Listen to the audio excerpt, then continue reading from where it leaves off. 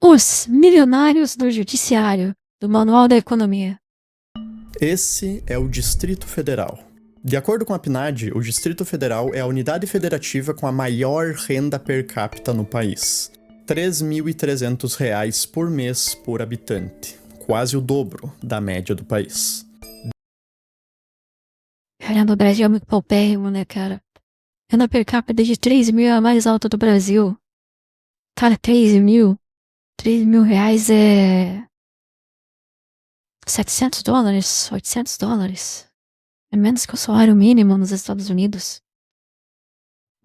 O chapeiro do McDonald's recebe $1.000 de salário. Dentro do Distrito Federal, a região mais nobre é o Lago Sul. Com um pouco mais de 26 mil habitantes, a renda média de um morador do bairro é de aproximadamente R$ 23 mil por mês, segundo dados da FGV Social.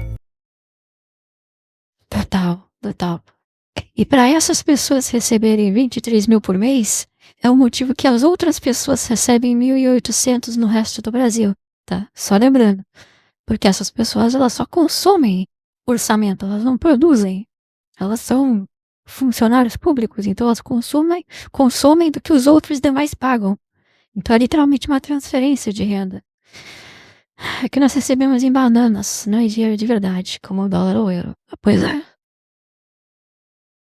Eu espero que o próximo governo que assumir, ele libere o câmbio para que a gente não precise mais ficar utilizando essa porcaria de lixo que é o real. O que faz do Lago Sul não só o bairro mais rico do Distrito Federal, mas também de todo o Brasil.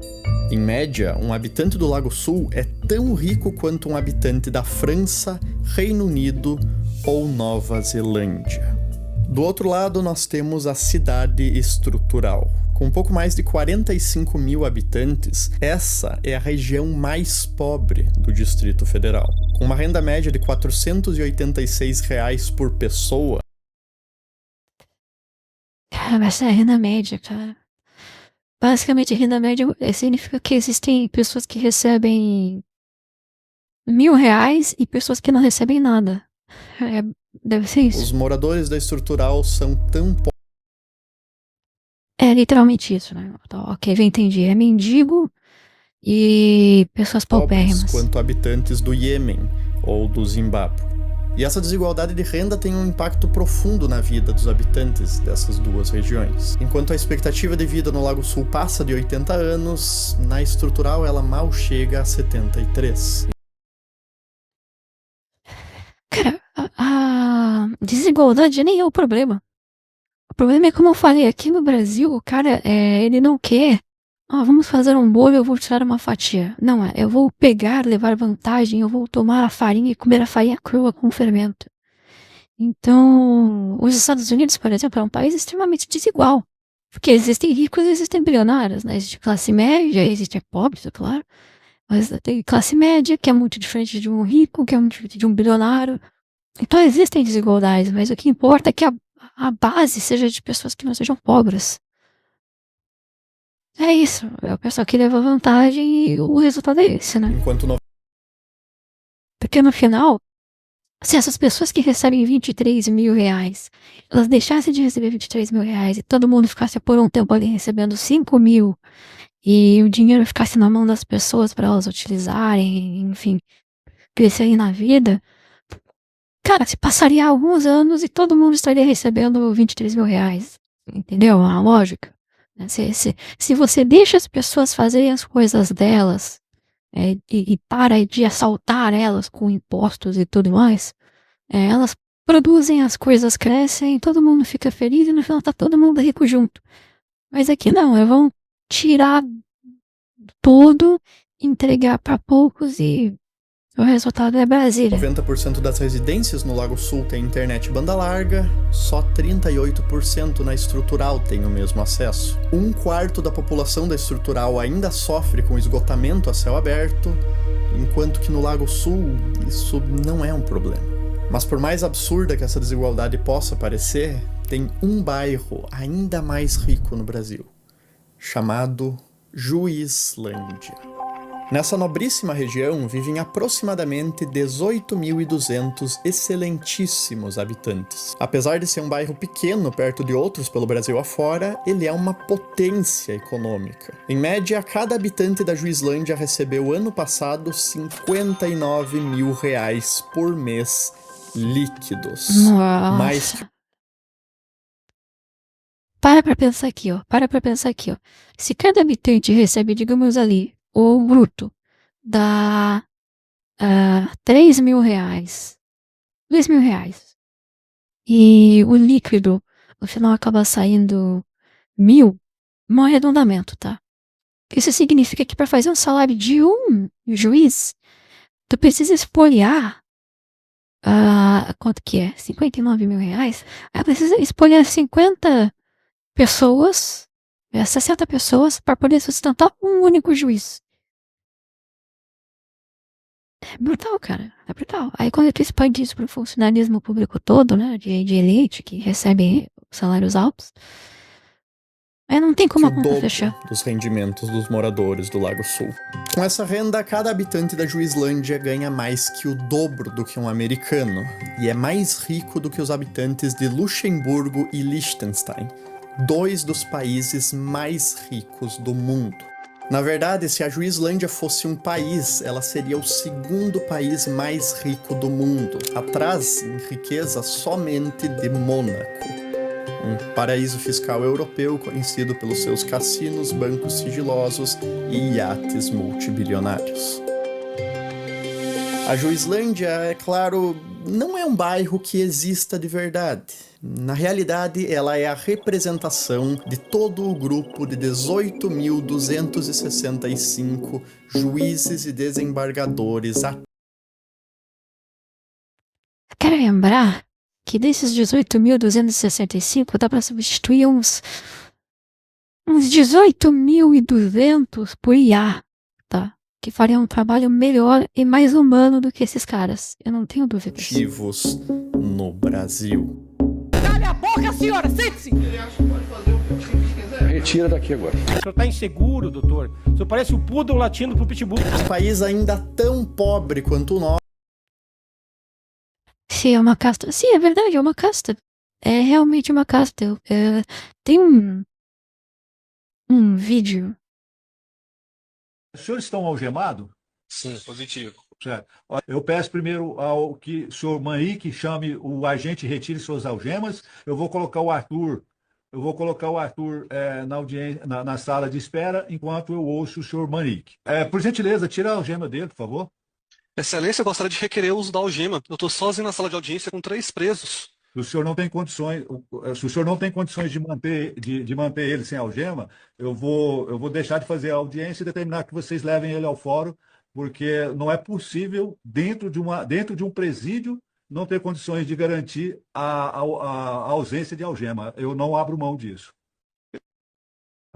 Põe a mão na cabeça. O senhor foi preso até chegar na delegacia, levou quanto tempo? Um pouquinho, viu, senhor? Quantas horas ou quantos minutos? Uns meia hora por aí. Meia hora, mais ou menos. Neste momento, o senhor ficou privado de água ou de alimentação? Sim, senhor. Os senhores estão algemados? Karina pergunta se esse cara quer uma aguinha. Ah, não, você precisa de água, tá com sede. O cara fica aí preso sem algema. O cara sozinho com 3 presos sem algema, cara. Mas eu achei que ele começa a brigar com uma mulher, cara, que como se ela estivesse rindo. Só que ela não tava rindo, ela tem uma deficiência que deixa o rosto dela paralisado. Cara, assim, o juiz é. E aí, a gente tem que ter medo de falar de juiz, né? Porque dependendo do que a gente fale aqui, pode dar ruim. Teve uma juíza, na verdade, que ela recebeu um salário altíssimo. E uma revista, acho que foi a Gaúcha Zero Hora, que que fez uma matéria sobre essa juíza que estava recebendo esses valores. E a juíza mandou censurar o jornal. Mandou fechar, mandou tirar a matéria do ar. Aí teve um outro juiz que mandou soltar um cara 87 vezes. E quando fizeram uma matéria no jornal local para falar desse caso, o juiz mandou também censurar e tirar a matéria do ar. nosso, a elite do judiciário forma uma casta à parte. Uma verdadeira aristocracia togada que compromete não só o dinheiro público, mas toda a nossa economia. Aliás, nós prendemos, tem gente que solta. Nesse vídeo eu vou te mostrar como o judiciário brasileiro se tornou um dos mais caros e ineficientes do mundo. E como que isso importa tanto para o seu bolso, mesmo que você nunca tenha pisado num tribunal.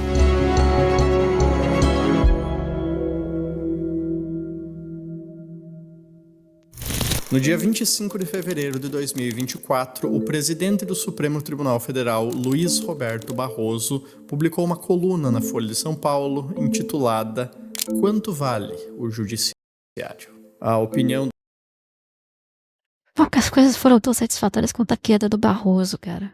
Eu sei que ele não vai pagar pelo que ele fez, ele vai continuar sendo um cara muito rico, mas ver a cara dele de taxa, teve que arregar um cargo vitalício. O Brasil tá virando uma juridicracia, o funcionalismo de direito já é que a profissão é a mais superada de todas, meio que o negócio de advogado que é uma morte, ao meu ver. É verdade, cara, o que mais tem é advogado, né? Tem 1 trilhão de advogados no Brasil, e lembrando que advogado no Brasil ainda tem lobby, que é a OAB, porque antigamente o cara podia ser rábula, mas hoje em dia é necessário ter a carteirinha da OAB e mesmo assim tem um monte. Mas é porque assim, o setor é um setor inchado. É só ver, o Brasil tem o que? 97% de todos os processos trabalhistas do mundo inteiro. É a justiça mais lenta do mundo.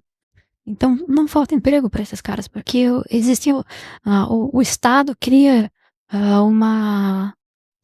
uma demanda artificial por esse serviço. do ministro é deixada bem clara já no subtítulo. Inestimável. Justiça não se mede em dinheiro. O texto é uma reação do ministro contra a onda de insatisfação com o custo e os privilégios que o judiciário brasileiro acumula, que sinceramente você não precisa nem se esforçar muito para encontrar.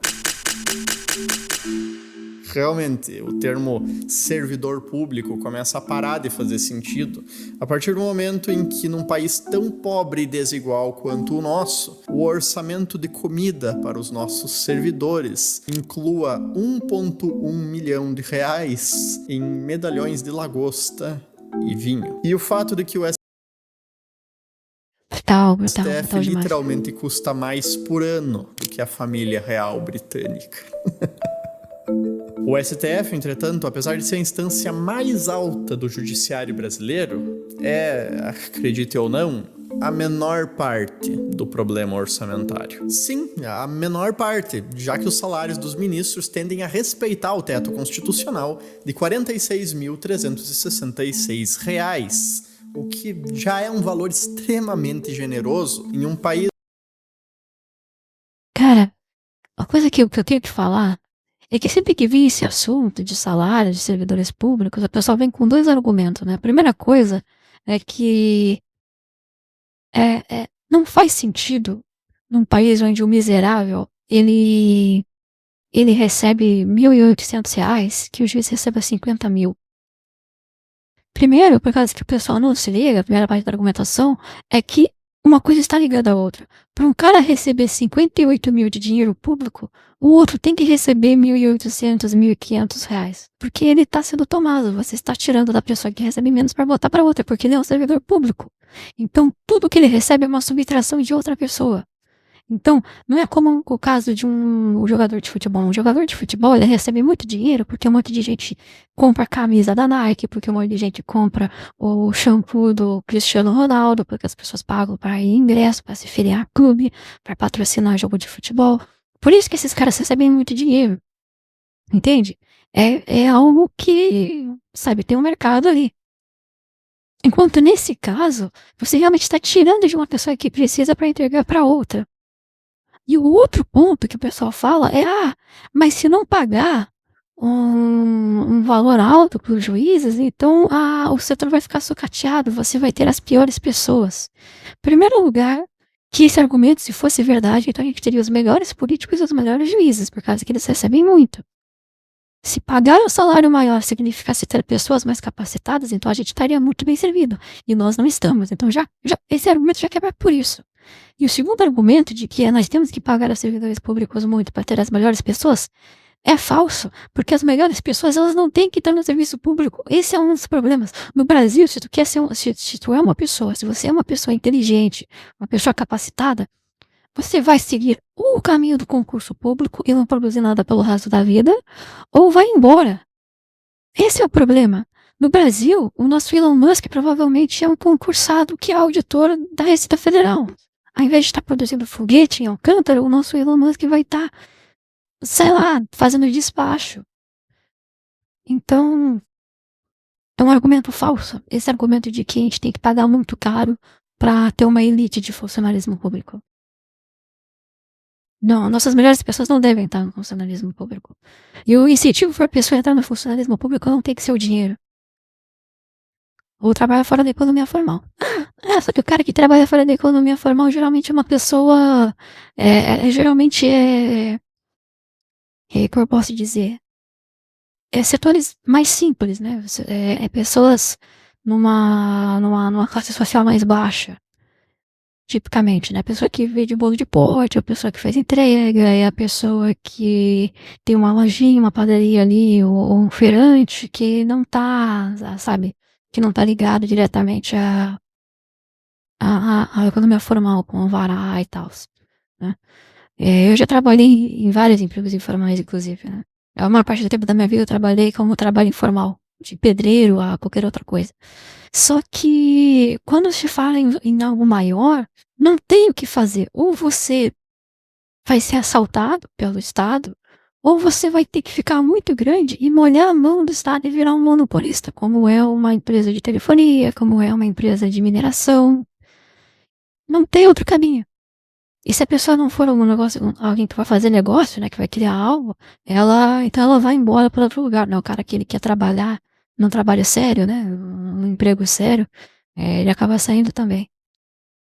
Onde o trabalhador médio ganha menos de R$ 3.400 por mês. Barroso, Toffoli e Moraes, que recebem esses salários, são nomes que você provavelmente já ouviu. Agora, Glauco Antônio...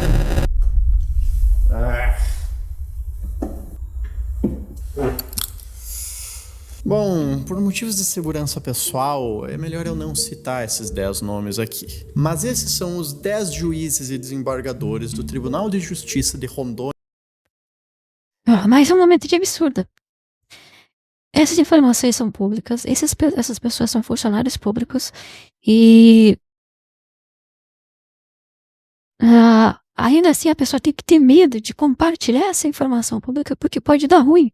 A gente tem que viver com medo, a gente vive com medo de juiz, porque esses caras podem realmente destruir a nossa vida, como destruir a vida de comediante, como destruíram a vida daquelas duas... teve uma casa, por exemplo, eu lembro nos anos... Eu não lembro exatamente, né? Eu vi sobre isso. Durante a corrida eleitoral de 2014, teve um jornalista não foi jornalista, foram analistas bancários, foram uma mulher e um cara que eles eram analistas de banco e eles fizeram um relatório falando, se tiver um governo Dilma, provavelmente a gente vai ter uma continuidade da recessão e tal, veja a oportunidade de dolarizar os seus investimentos. Eles foram processados, eles foram processados e foram demitidos.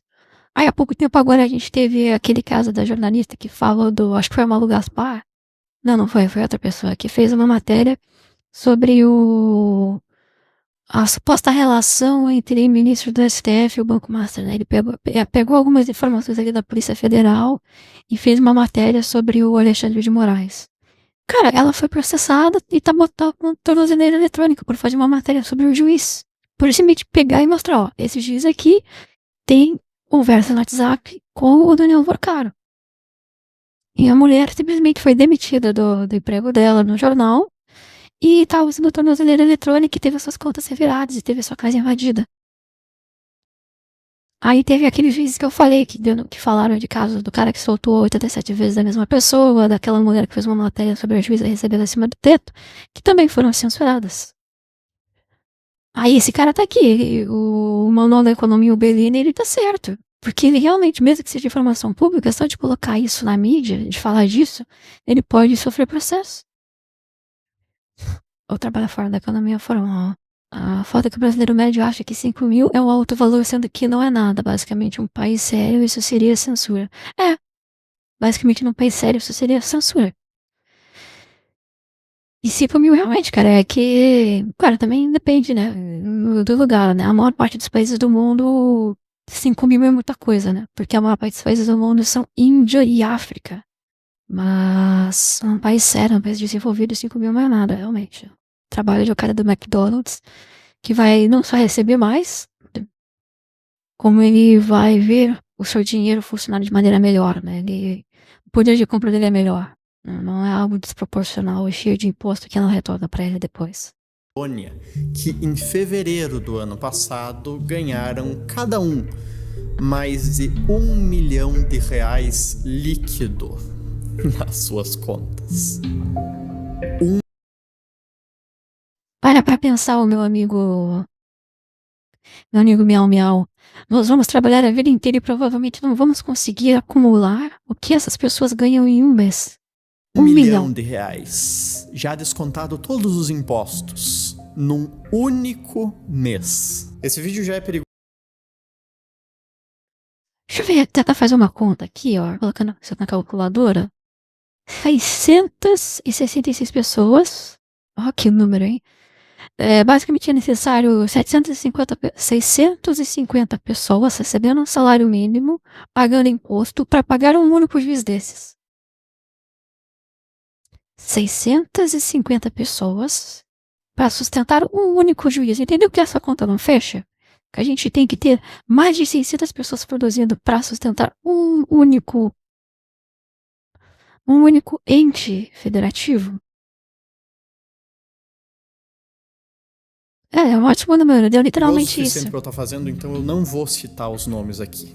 Mas essa informação é pública e está disponível na matéria do Estadão, que eu vou estar linkando aqui embaixo, e também no site do Portal da Transparência do Tribunal de Justiça de Rondônia. Quando questionado pela imprensa, o tribunal alegou que os pagamentos efetuados identificados pela rubrica Vantagens Eventuais se referem ao...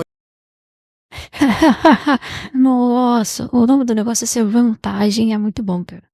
Tomadas de vantagens eventuais aqui. Isso, eventuais. Adicional por tempo de serviço, indenização de férias e outros direitos que estavam acumulados, os quais foram devidamente autorizados pelo Conselho Nacional de Justiça. Essas vantagens eventuais e indenizações são a ferramenta através do qual um juiz ou desembargador que deveria ganhar pela lei no máximo R$ 46.300 conseguem ganhar mais de R$1 milhão. A grande sacada do judiciário brasileiro, não contente em conseguir comprar uma casa por ano com o seu salário, foi acumular esses penduricalhos. Como, por exemplo, auxílio moradia de R$ 4.300 por mês, mesmo para juízes que já têm casa própria, auxílio alimentação, auxílio saúde, auxílio creche, adicional por tempo. Esse é um argumento que o funcionário público usa muito, né? Não, porque veja bem, o meu salário não tem reajuste fazem 5 anos. Meu amigo, o único reajuste que tu merece é um reajuste para baixo. Se tu já recebe 10 mil, 15 mil, 20 mil, 30 mil, 50 mil, 100 mil reais, você não merece reajuste nenhum, porque o seu salário já tá alto, acima do padrão há muito tempo. É sempre esse argumento, cara, eu cansei de ouvir esse argumento.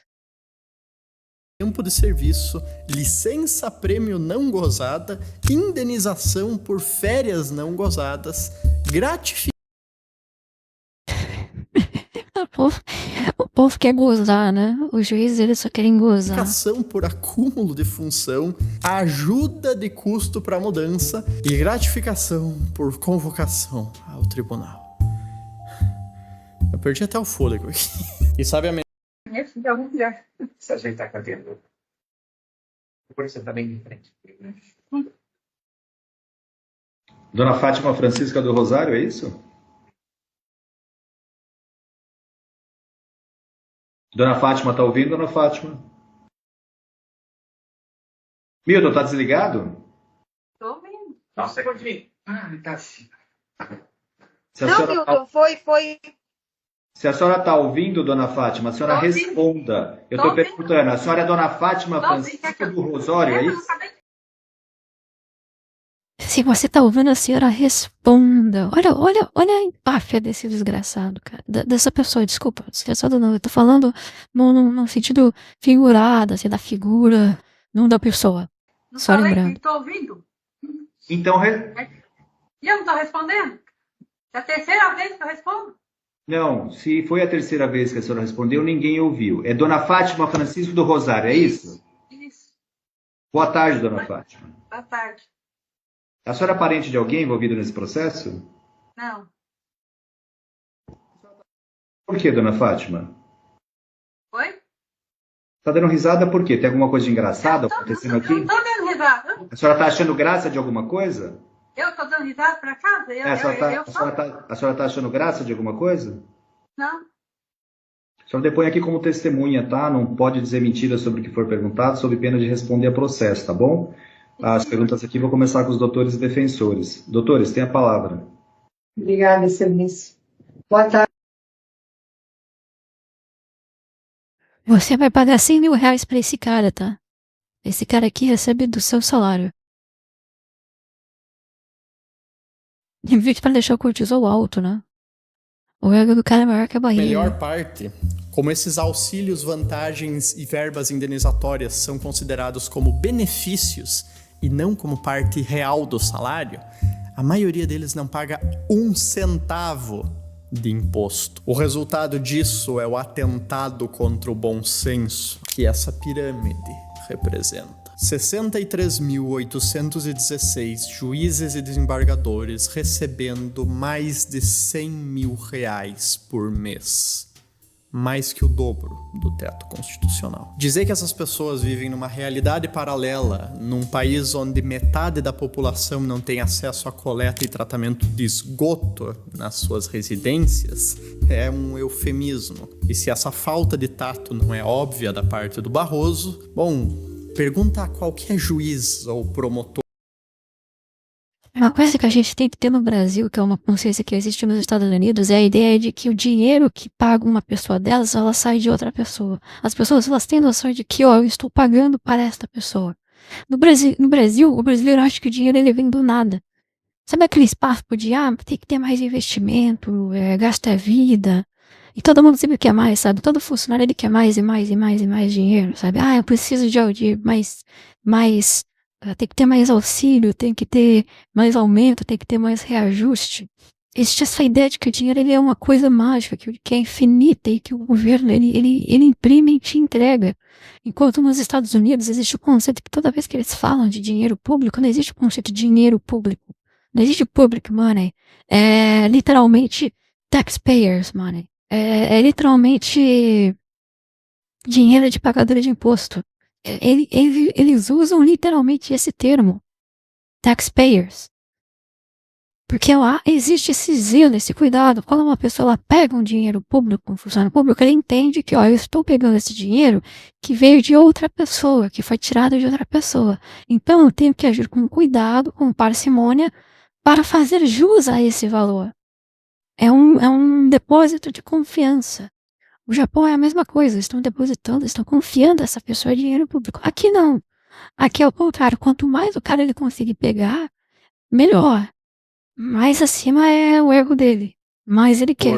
O que eles acham sobre o tamanho do próprio salário, que vocês provavelmente vão ouvir algo como isso aqui. Vários fake news falando que juiz ganha 200, 400 milhões de reais. Eu brinco quando eu leio isso, que alguém está ficando pelo menos com grande parte do meu salário. Isso aí é uma campanha difamatória mesmo. Que engraçado, que engraçado. Que vem sendo realizada. O salário, o subsídio, na verdade, fica em torno de R$ 24.100 líquido. Aí nós temos por volta de 5 mil reais. 24 mil líquido. O bruto deve ser 34 mil reais. E eles usam essas coisas, né? Não é o salário, é o subsídio. O Estado não produz o recado. Que é auxílio, alimentação. Sabe por que tu não consegue ensinar isso aqui no Brasil? Porque no Brasil, como existe esse clientelismo, esse patrimonialismo, o brasileiro ele se vê como parte do Estado, entendeu? Ele sempre tá naquela ideia de que não, eu vou receber um SUS, eu vou receber um auxílio, um benefício.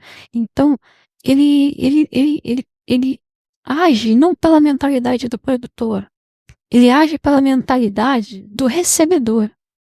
O brasileiro, mesmo o brasileiro que ele é um produtor, que ele está trabalhando honestamente, que, enfim, ele ainda tem a mentalidade de levar vantagem, ele tem a mentalidade de quando chegar a minha hora, eu quero o meu, eu quero os meus direitos, eu sei os meus direitos, eu sei os meus direitos. Eu sei que eu posso pegar um Danone, descolar da cartela e comprar um Danone separado, porque diz no Código do Consumidor, que eu posso.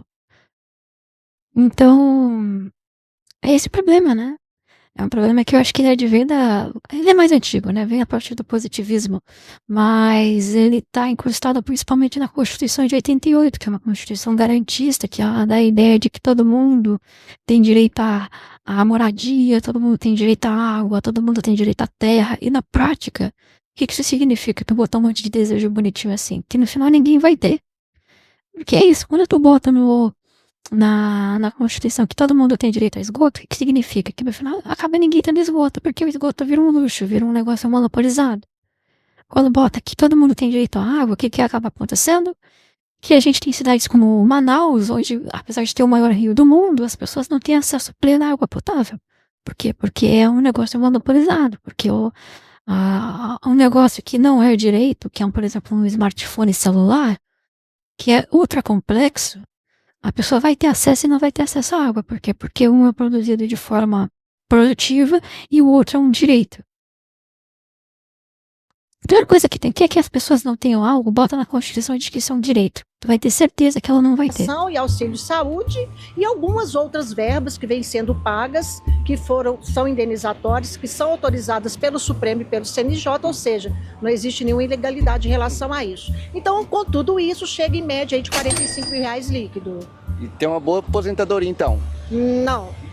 Infelizmente não. Devo ganhar aí pelo menos só metade desse valor que eu acabei de falar. E quem está entrando atualmente na magistratura é um absurdo, porque vai ficar aí 40 anos trabalhando e vai aposentar com o teto do INSS, que hoje é 7 mil. Ou seja... Graças a Deus. Tomara que isso seja verdade, cara. Tomara que isso seja verdade, porque se essas pessoas se aposentarem com o teto do INSS, a vida já melhora muito. A vida da gente já melhora muito. Mas eu acho que não, cara, porque o funcionário público ele não entra no INSS, ele entra num outro sistema. Mas talvez a reforma da Previdência do Temer tenha resolvido um pouco isso, não sei. Talvez eles tenham tirado isso. Mas eu lembro que até então, a pessoa comum que produz, ela recebe até o teto do INSS. Vai receber 1.000, 2.000, 3.000, mas o funcionário público não tem esse teto, por causa que é um regime separado. Acho que é INPS. Ninguém vai querer ser mais juiz. O problema todo é esse, né? É curioso a entrevista da juíza na rua, que um juiz que entra a partir de agora recebe só R$7.000 por mês. Bom, para a infelicidade de todos nós plebeus, essa precarização não atinge. Aí alguém vai dizer, 7.000 não é nada, 7.000 é pouco. 7.000 é muito quando tu para pensar que para sustentar uma pessoa que recebe 7.000 sem fazer nada, tu precisa tirar dinheiro de várias pessoas que ganham 2.000 e ganham 1.000, 1.500. Eu pago o INSS por esporte porque acho que eu vou aposentar. Eu também, cara. Eu queria não pagar. Infelizmente é obrigatório. Eu tô trabalhando agora de carteira assinada, mas se eu pudesse eu não pagava. Se eu pudesse, eu era... mesmo se eu fosse PJ, eu acho que eu ia ser obrigado a pagar, né? Mas o meu sonho é trabalhar irregular a algum momento e não precisar pagar mais essa desgraça, porque eu sei que eu vou ficar pagando boomer safado e que eu não vou receber isso de volta. De juízes que já entraram na carreira. Um juiz aposentado hoje ainda recebe, em média, R$35.000 mensais, enquanto que a aposentadoria média de um trabalhador do INSS é de R$1.863 mensais. Batal. Brutal. para aposentadoria 35 mil é a média. urbanas e de R$ 1.415 para trabalhadores rurais. Mas essa média aí também esconde muitas aberrações. Por exemplo, em 2024, 8 dos 10 juízes mais bem pagos do Brasil eram aposentados. Esses juízes aposentados, aliás, todos vinculados ao Tribunal de Justiça de Rondônia. O Tribunal de Justiça de Rondônia. Receberam entre 2 milhões e 2,5 milhões cada um nas suas contas bancárias. Você Obrigado, Cândido consegue Rondon. imaginar você estar sentado sem fazer porra nenhuma e simplesmente do nada pingar 2 milhões na sua conta? Você se sente ofendido, indignado com esses privilégios, talvez? Cara, esse dinheiro nem caberia na tela do meu aplicativo do celular, sabe? O meu aplicativo de banco não tem espaço para uma cifra tão grande. Não sei nem como essas pessoas vivem. Pois deixa eu te lembrar que a maior punição que um juiz pode sofrer para quando ele comete alguma infração grave não é ser demitido como qualquer outro servidor público normal, mas sim é a aposentadoria compulsória. Essa terrível punição. Eu nunca tenho com a aposentadoria compulsória, cara. Literalmente, se um juiz ele estuda uma criança, ele vai só sofrer uma aposentadoria compulsória. Como eu sei disso? Porque isso aconteceu faz um mês. 2 meses atrás isso aconteceu. Um juiz ele foi pego por mexer com criança e ele recebeu uma aposentadoria compulsória de presente. Custa aos cofres públicos a bagatela de 59 milhões de reais por ano. E nos últimos 15 anos a Justiça aposentou 123 juízes dessa maneira, pelos mais variados motivos, desde corrupção passiva até assédio sexual. Um dos casos mais recentes inclui um juiz federal que comprou fazendas no valor de 33. Sim, estão acima da lei. Cara, já viu o juiz indo preso? Eu nunca vi. Se acontece, cara, vai ser um negócio muito específico. Mas muito específico. 3 milhões de reais, mas não conseguiu. E aquele papo, né? Eu já vi o juiz que foi condenado porque cometeu crime grave, tipo homicídio, e mesmo assim foi condenado a, 3 anos e saiu no primeiro ano. Comprovar a capacidade financeira para ter construído esse patrimônio. Depois da punição, o juiz encerrou. Basicamente, sabe quando as pessoas falam, nossa, que absurdo, antigamente existia a nobreza, existia uma classe de clérigos que nasciam ou que se tornavam intocáveis, porque a lei era diferente para eles. A gente vive isso, exatamente, em tudo menos no nome. A sua carreira aos 58 anos de idade, milionário, aposentado, recebendo do Estado brasileiro até o seu falecimento. E bom, para você só resta pagar a conta e não reclamar. O Brasil gastou cerca de 133 bilhões de reais com o sistema judiciário só em 2024. 133 bilhões. Folga com os bilhões. Vocês sabem o que é 133 bilhões de reais? Com 133 bilhões de reais, cara, eu consigo pegar o Rio de Janeiro inteiro e reconstruir do zero todas aquelas favelas e tornar em lugares habitacionais decentes, sabe? 133 bilhões por ano, dá pra fazer muita coisa, cara. Muita coisa. É muita grana. Para colocar isso em perspectiva, isso é mais de 60% do orçamento federal para a saúde, 20% a mais do que todo o gasto. Estamos no período colonial ainda. Cara, pior, no período colonial era mais fácil um capitão ser julgado do que um juiz ser julgado justamente hoje em dia. Federal com educação, e é mais do que o PIB de 6 dos 7 estados do norte e 6 dos 9 estados do Nordeste. De fato, o gasto do judiciário é tão grande que ele supera o PIB do Acre, Amapá, Roraima e Tocantins juntos. A comparação internacional é ainda pior.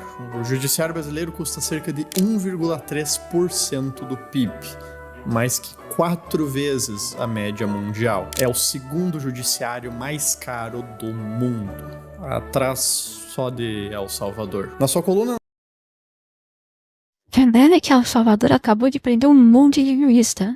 Eles prenderam um monte de juiz, não sei da onde, e talvez não seja mais o mais bem pago do mundo. Na Folha de São Paulo, o ministro Barroso defende o custo desproporcional do judiciário, dizendo que a justiça brasileira é provavelmente a mais produtiva do planeta. Na realidade, o Brasil gasta 10 vezes mais com o judiciário do que os americanos e 4 vezes mais que os alemães. Por que o Ricardo entrou embaixo da mesa ali, doutor? E mesmo assim, a gente tem 3 vezes menos juízes per capita do que a Alemanha e os nossos julgamentos demoram de 3 a 10 vezes mais tempo para sair do que lá. Os nossos magistrados estão entre os mais bem pagos do mundo e a nossa justiça entre uma das mais lentas do mundo. O tempo médio para resolução... Fizeram do Bukele, mas ele é eficaz. Cara, o Bukele acho que é o maior líder hoje em atuação no mundo. O que o cara ele tá fazendo lá, de pegar o país mais violento da América Latina e transformá-lo mais seguro. Cara, ele tá fazendo uma primerização do terceiro mundo recentemente. Ele tá fazendo reformas ali de estética, onde ele tá transformando lugares degradados, né, favelizados, em lugares bonitos com estética clássica. Olha só, ele não tá transformando em parede preta, em prédio comunalcas. O cara, ele tá transformando num lugar bem feito, com bom gosto. Cara, assim, não tem, é irretocável. Acho que, mesmo que o Bukele, ele, sei lá, algo muito ruim acontecesse, ele ainda assim já teria guardado seu lugar no céu, cara. Só pelo que ele já fez lá, já operou milagres. O problema do Bukele é que ele é o Alexandre o Grande que nasceu num país minúsculo. O cara, ele foi nerfado pela vida nascendo no fim do mundo. Solução de um processo pendente. O Bukele, ele é tipo o Einstein nascendo na No Nigéria. Brasil, é de 4 anos e 3 meses na Justiça Federal, 4 anos e 5 meses na Justiça Estadual, e no caso das execuções fiscais, o tempo médio chega a 7 anos e 9 meses. Para comparação, o tempo médio para resolução de um processo na França, que tem um dos sistemas de justiça mais lentos da União Europeia, é de 1 ano e 8 meses. Na Coreia do Sul é de apenas 5 meses.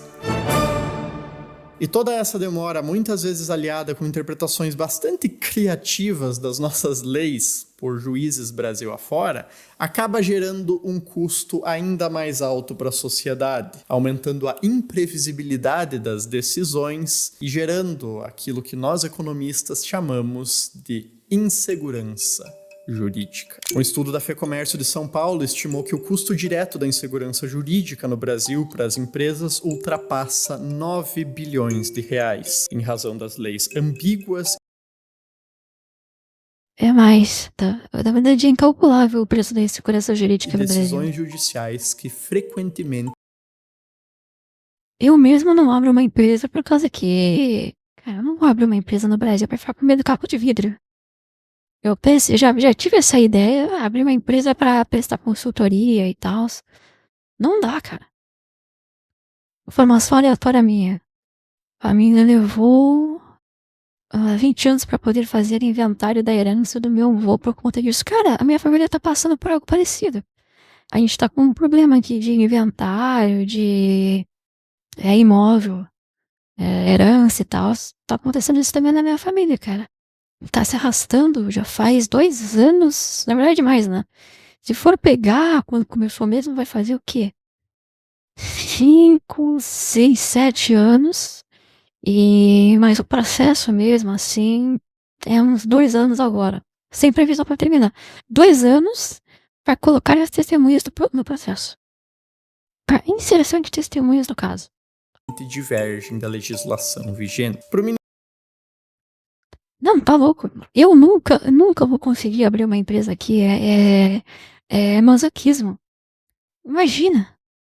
O cara abrir uma empresa para um país que de 4 em 4 anos entra em crise para pagar metade do salário dos funcionários em imposto, pagar metade do faturamento da empresa em imposto E ainda sofrer o medo de levar um processo trabalhista num país onde 95% dos processos trabalhistas terminam em favor do funcionário. É impossível vencer um processo trabalhista no Brasil.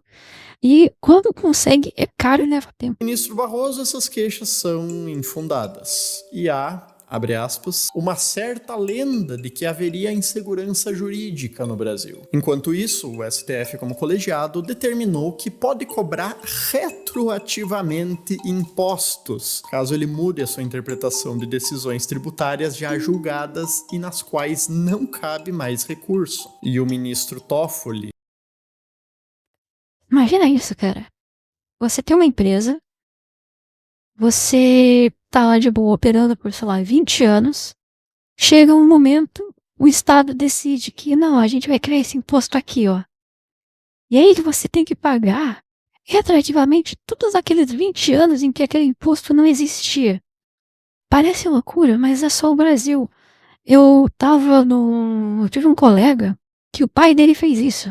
O pai dele, ele foi na Justiça do Trabalho para pegar da empresa, ele e vários funcionários aposentados, eles foram e processaram a empresa para ela pagar direitos trabalhistas por direitos trabalhistas que não existiam antes.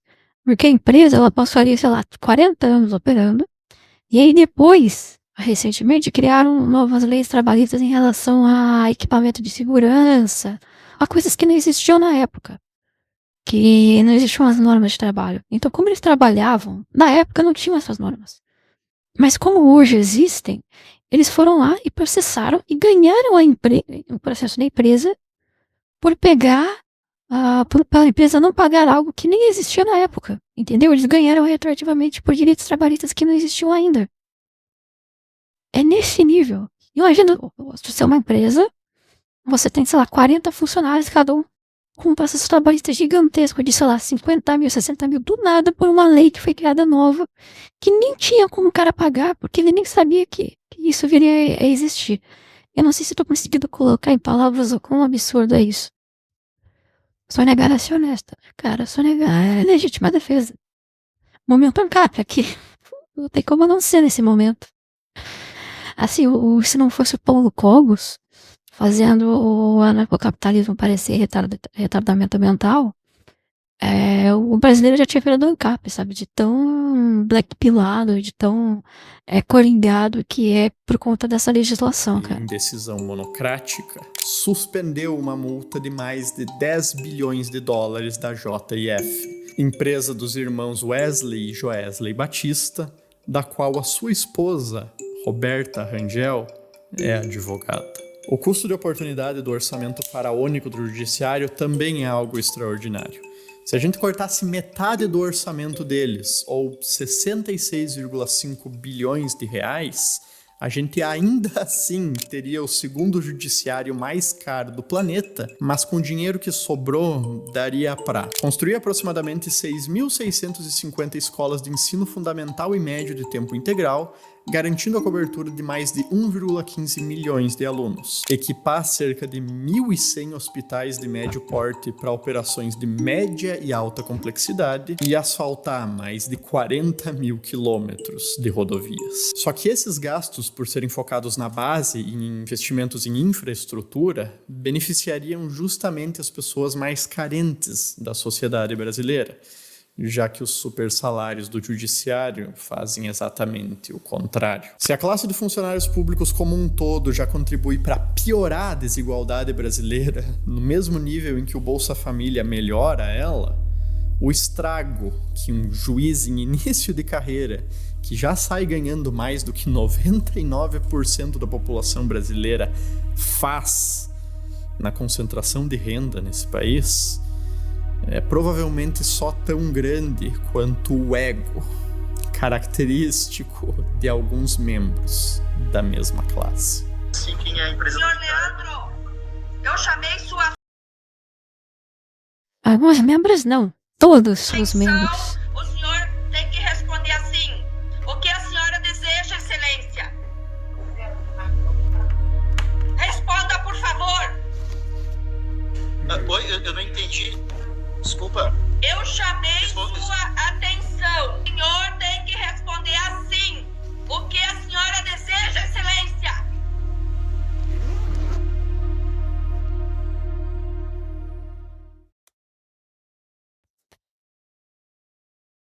Revoluções foram feitas por menos.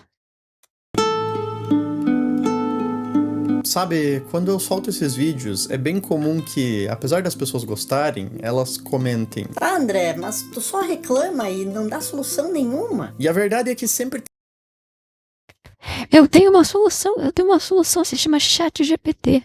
ChatGPT 5. Coloque em todos os juizados, em todas as cortes. Ó, vou te contar mais uma coisa. A maior parte do trabalho do judiciário, né, é feito por juízes. Os juízes colocam os estagiários e os funcionários menores para fazer o trabalho por eles. E eles não tocam quase nada no trabalho. Eles só pegam os louros e fazem a apresentação ali, né? Falam com esse negócio de ter que chamar de Vossa Excelência. Então, se deixar os estagiários com o ChatGPT na mão, já vai fazer todo o trabalho do mesmo jeito que se faz hoje. Os juízes, eles são peso morto, eles não, assim, eles, na prática eles não fazem, porque eles deixam seus funcionários fazerem. tem algo que poderia ser feito. Pode-se aprovar uma limitação ou o fim dos penduricalhos, com uma interpretação. Sabe o que pode ser feito? Sabe o que pode ser feito? Eu tenho uma solução aqui, ó. O que pode ser feito é isso aqui.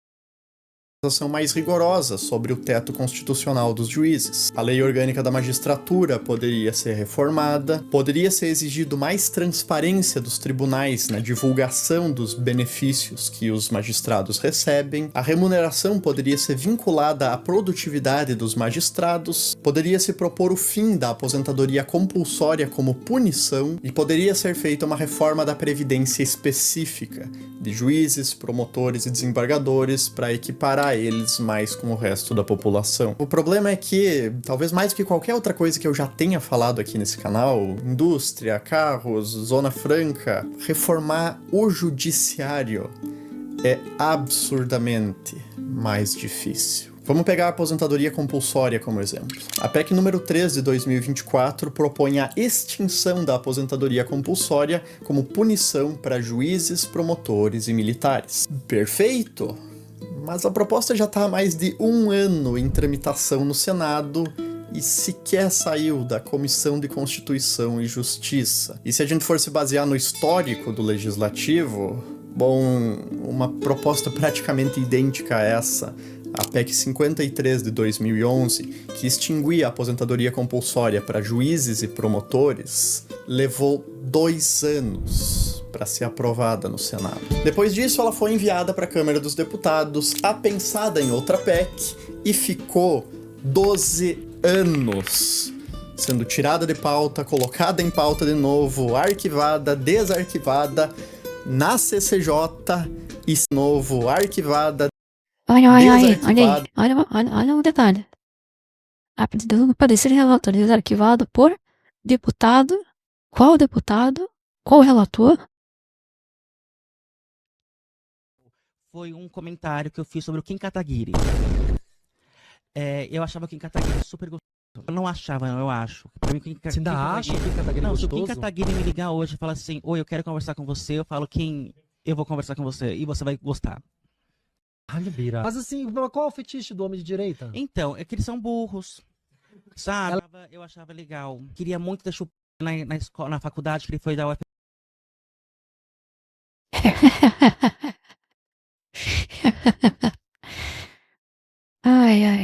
Ai, esse Kim Kataguiri. Na CCJ e sequer foi votada. Você tá brabo? Puto, quem sabe? Sabia que mesmo a esse ponto do vídeo ainda dá pra ficar pior? No dia 2 de dezembro de 2024, o governo encaminhou a PEC número 45, que cortava gastos e restringia um pouco aqueles penduricalhos que resultam nesses salários de 100, 200, 1 milhão acima do teto. Sabe o que os excelentíssimos membros do judiciário fizeram? No dia 4 de dezembro de 2024, os juízes, presidentes de tribunais federais e as dezenas de associações em defesa deles se posicionaram terminantemente contra a PEC e ameaçaram, caso ela fosse aprovada, uma aposentadoria em massa de 40% dos juízes no país inteiro. Se eu fosse o governo, eu pegava essa, eu aceitava, deixava esses caras se aposentar, e depois que eles estavam aposentados, que eles não têm mais poder, eu cortava a aposentadoria para juiz, para o teto do INSS de volta. É o que eu faria. Compra essa briga, é uma briga que dá para comprar.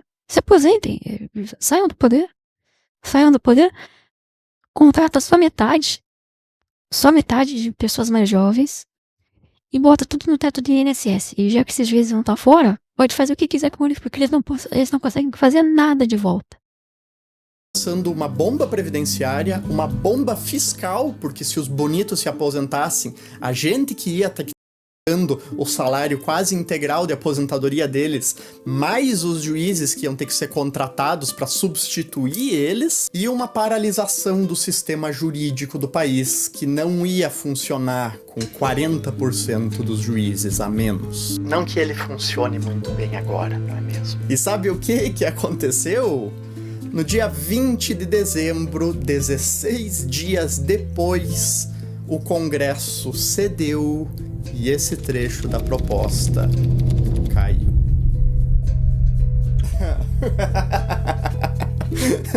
A esse ponto eu não sei mais o que falar pra vocês, sinceramente.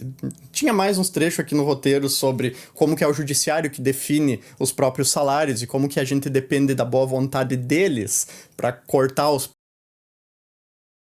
É pior do que isso, cara, porque para pra pensar, não é nem que o judiciário manda fazer o próprio salário exatamente, mas é que o nosso Congresso ele é tão fraco, e o governo sempre é tão fraco, que eles nem têm interesse em mexer com o judiciário. Às vezes alguém pode dizer, mas é impossível fazer algo contra o judiciário, porque se fizer o judiciário vai barrar. Cara, é pior do que isso. Os nossos deputados e presidentes, eles nem tentam. Eles nem tentaram, sabe? Eles arregam antes mesmo de tentar. Próprios benefícios, ou sobre como metade do Congresso tem o rabo preso com o judiciário e por isso que essas propostas de corte quase nunca têm chance de passar. Mas eu acho que a esse ponto vocês já entenderam, não é mesmo? Dizer que isso aqui é injusto é óbvio, ao mesmo tempo em que é irônico, tendo esses disparates partido do poder que deveria representar a justiça. Então talvez seja melhor chamar por aquilo que realmente é, uma vergonha. Mas bom, mesmo isso, mal dá pra se dizer sem arrumar problema. Ministro Lewandowski, o Supremo é uma vergonha, viu? Eu tenho vergonha de ser brasileiro quando eu vejo vocês. Você quer certeza? Eu não posso me expressar? Chama a Polícia Federal, então. Chama a Polícia Federal, então. Chama a Polícia Federal. Chama a Polícia Federal. Chama. Porque eu falei que o Supremo é uma vergonha.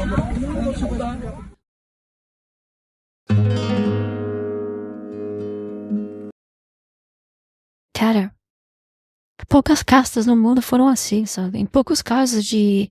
Quando a gente vai estudar sobre civilizações, a gente já viu essas castas bem despóticas e intocáveis. Poucos casos eram nesse nível, sabe? Eu falei pra uma pessoa que ela é uma vergonha, e aí ela manda me prender. Se a pessoa falasse isso pro rei da França, no auge do absolutismo, isso não acontecia, cara. Luís XIV não prendia uma pessoa por simplesmente falar que ela é uma vergonha. Voltando à coluna do Barroso uma última vez, talvez o valor da justiça seja realmente inestimável. Mas a partir do momento em que se usa do ideal da justiça para enriquecer e solidificar privilégios ao custo de uma população que nem nos seus sonhos mais selvagens sequer sonharia em ganhar 10% do que alguns de vocês ganham em um mês, será que o judiciário está realmente sendo justo, ministro Barroso? Ou será que ele só virou uma caricatura de si próprio? Mais uma máquina de produzir desigualdades, pervertendo a própria lei que deveria defender com interpretações criativas para acumular vantagens eventuais. E se esse vídeo chegar em algum juiz, o senhor ou a senhora podem ficar à vontade para ficar com raiva e me esculachar. Mas tenta sair da sua bolha de hiperprivilegiados só por 1 minuto e se perguntar: será que 30 mil reais não é o suficiente? 46 mil reais não é o suficiente?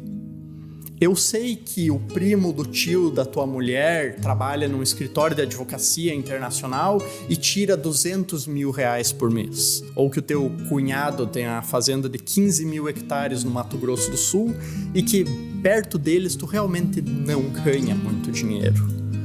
Mas tem 99% da sociedade brasileira que ganha menos que tu. Metade deles ia levar 3 anos poupando tudo o que ganha para acumular o que você ganha em 1 mês. Não tá bom já? Então, já que esse vídeo já tá feito, o meu apelo simplesmente é: compartilha ele, corta, mostra para outras pessoas, para que todo mundo saiba o real custo da justiça no Brasil. Se ele cair ou se vierem atrás de mim, pelo menos a mensagem sobrevive. No mais, muito obrigado por ter assistido até aqui e eu vejo você na próxima.